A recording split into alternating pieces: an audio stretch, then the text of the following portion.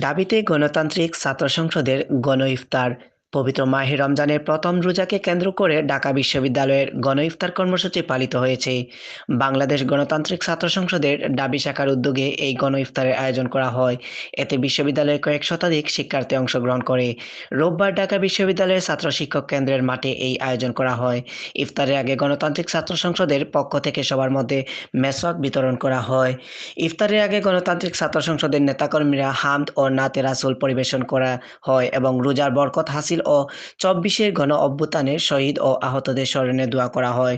সরেজমিনে দেখা যায় টিএসসির মাঠে গণতান্ত্রিক ছাত্র সংসদের নেতারা ইফতার সাজাচ্ছেন।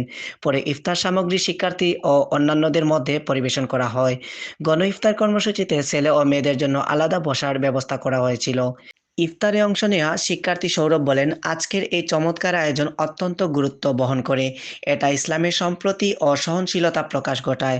গত বছর স্বৈরাচারী সরকার যে সিদ্ধান্ত চাপিয়ে দিয়েছিল তার প্রতিবাদে প্রথম এই গণ ইফতার আয়োজিত হয়েছিল। এবারও তার ধারাবাহিকতা বজায় রাখা হয়েছে। এতে শিক্ষার্থীরা একসাথে ইফতার করতে পারছে, এমন আয়োজনের সাধুবাদ জানাই।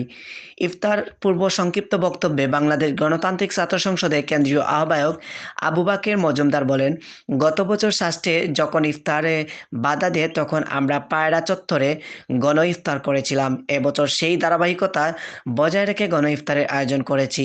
আজকে আমাদের ধারণার চেয়েও বেশি শিক্ষার্থী অংশ নিয়েছেন। আমরা সম্মিলিতভাবে ইফতার আনন্দ উপভোগ করব। আর্থিক বিষয় তুলে ধরে বলেন, আমাদের ইফতারের খরচ শুভাকাঙ্ক্ষী ও গণ চাঁদার মাধ্যমে তোলা হচ্ছে। বিশ্ববিদ্যালয় আলেমনাই যারা ফ্যাসিবাদের বিরুদ্ধে কথা বলেছেন তারাও আর্থিকভাবে সহায়তা করেছেন। দাবি আহ্বায়ক আব্দুল কাদের বলেন, গতবার বিপুল সংখ্যক শিক্ষার্থী আমাদের গণ ইফতারে অংশ নিয়ে স্বৈরাচারের সিদ্ধান্তের বিরুদ্ধে জবাব দিয়েছিল।